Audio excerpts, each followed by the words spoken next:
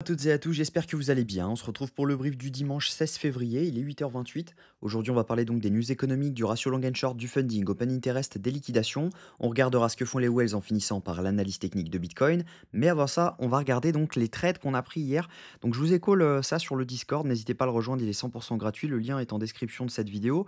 On avait tout simplement sur ETH, on avait pris la liquidité juste ici, on avait validé un changement de tendance en faisant ce plus haut par rapport à celui-ci. Je vais passer en M15, ça va être plus clair.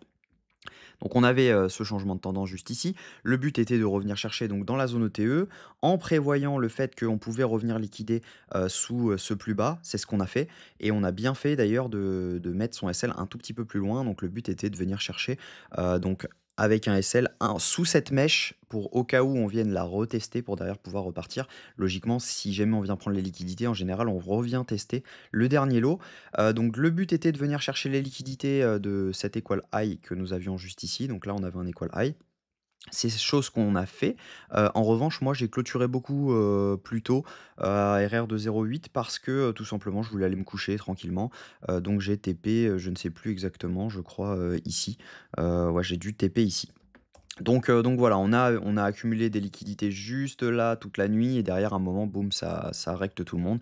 Donc là, actuellement, on est en rejet dessus, on a TP parfaitement si jamais vous êtes resté dessus. Donc GG à vous, clairement. Plutôt intéressant. Maintenant, on va voir si jamais ça peut rebond parce que voilà, on est sur une phase où ça reste dangereux sur les cryptos actuellement. Même si jamais cette phase tient, si jamais on se rend dessous, ça peut être compliqué, pour les alts, les cryptos en général et même Bitcoin. Donc sur le Yo également, on a été fill, dans la nuit, donc j'avais mis un ordre à, 1,49, donc 1,409. Le but était de venir chercher cette zone donc d'order block parce que derrière nous on a validé, donc ce changement de tendance juste ici. Là on voit qu'on est en train d'accumuler plein de liquidités, juste ici. Donc potentiellement on peut revenir un peu plus haut.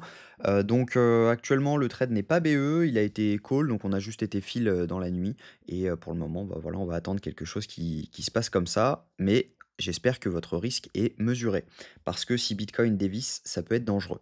Bitcoin actuellement, on est dans un range complet. On est actuellement on se bat dans l'order block H1 que nous avons donc juste ici. Donc je vais vous le montrer. Hop, si jamais on se met en H1, on a un order block qui est juste ici. On est en train de se battre dedans. Je pense qu'on va venir mèche juste en dessous de cette zone et derrière pouvoir potentiellement repartir. Mais attention, il va falloir combler ça avec les datas parce que ça peut vraiment se passer autrement et on peut très bien être rejeté. Beaucoup de gens ouvrent du long et par conséquent, boum, on va beaucoup plus bas. Donc faites attention à ça parce que là, on est dans une zone qui doit tenir. Si jamais elle ne tient pas, on peut se donner rendez-vous beaucoup plus bas dans le FVG M15 par exemple, autour des 95 834 dollars. En revanche, lorsqu'on accumule comme ça, là on voit qu'on est vraiment en train d'accumuler, on n'a vraiment fait aucune mèche de liquidité alors qu'on est quand même dans un range depuis le 15, depuis près de 36 heures. Ça fait sur un range donc de pas énormément d'argent, donc ça veut dire que il y a beaucoup de liquidités qui sont en train de s'accumuler parce que les gens sont entrés juste ici. Donc ça veut dire que si jamais on commence à liquider en dessous, on peut très bien aller beaucoup plus haut, venir beaucoup plus haut pour liquider tout le monde. Et je pense qu'il y a même un scénario dans lequel on vient chercher le FVG M15 qui se trouve autour des 99 400 dollars. Donc moi, c'est là où j'ouvrirai un short potentiel parce que si jamais on y vient, on aura forcément un rejet, quitte à clôturer avant, si jamais je vois que c'est en train de repartir à la hausse. Mais en tout cas, ici, on devrait avoir un rejet si jamais on commence à y aller. Au niveau des news économiques, cette semaine, on ne devrait pas avoir énormément de mouvements, mis à part jeudi. Jeudi, on va avoir donc le PIB trimestriel, des États-Unis à 14h30 et vendredi à 14h30, on aura le PCE Core qui est un indice donc des prix à la consommation des ménages, qui lui a un impact direct sur l'inflation. Donc attendez-vous à avoir du mouvement quand même jeudi, vendredi, mais sinon on n'aura pas grand-chose les autres jours. Mis à part la confiance des consommateurs, mais bon, c'est pas non plus la news qu'on attend le plus. Il devrait y avoir pas énormément de mouvements liés aux news économiques en tout cas. Au niveau crypto bubble, bon bah vous l'avez vu, hein, on est dans un range, donc souvent les ranges, les alts ne perfent pas, sauf exception. Voilà, on a un peu du rouge partout actuellement.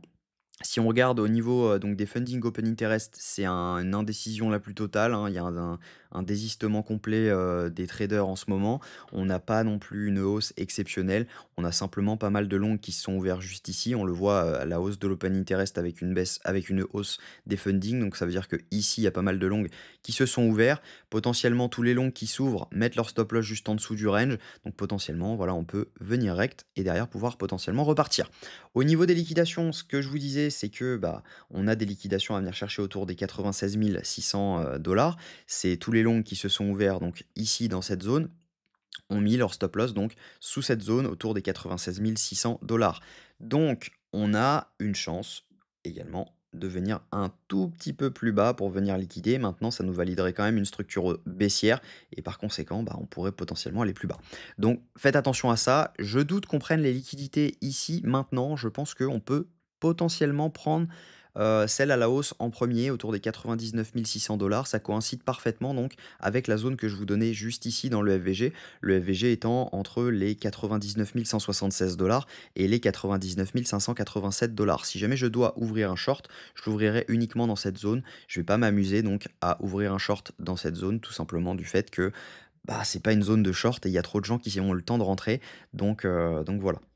Si jamais on regarde ensuite ce que font les Wells, on a actuellement un bug donc sur, iBlock. Faut que je vois pourquoi. Je vais les contacter, je vais contacter leur support pour savoir si jamais, c'est un bug ou si jamais c'est vraiment ce qui est en train de se passer. Parce que si jamais c'est ce qui est en train de se passer, il y a de fortes chances que, le marché soit en train de se retourner et donc, par conséquent, il faut faire attention.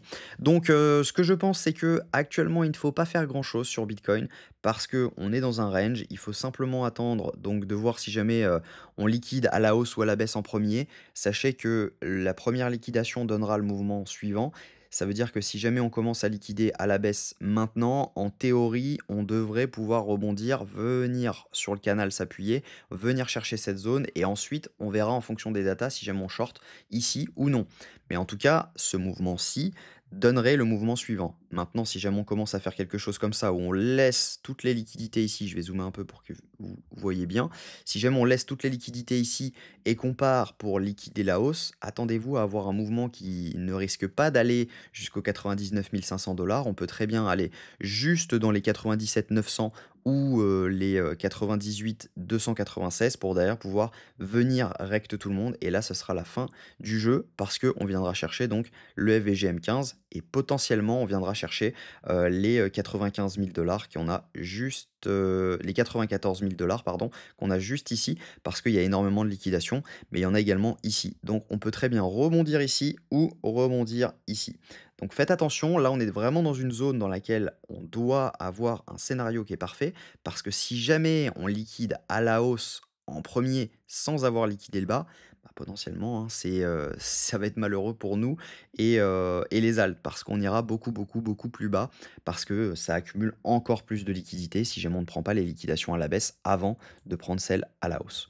Donc voilà, j'espère que cette vidéo vous a plu. Si c'est le cas, je vous invite à rejoindre le Discord. Il est 100% gratuit, je call tout ce que je fais. Donc là, vous voyez que j'avais call le Yo, ETH hier, même chose. Donc voilà, n'hésitez pas à le rejoindre, il est 100% gratuit. Surtout, likez cette vidéo si jamais mon contenu vous plaît. Ça permet de faire marcher l'algo et ça ramène du monde sur la chaîne. Commentez pour me dire ce que vous en pensez. Et surtout, abonnez-vous pour ne rien manquer des prochaines vidéos. On se retrouve demain à la même heure. Prenez soin de vous. Bon dimanche.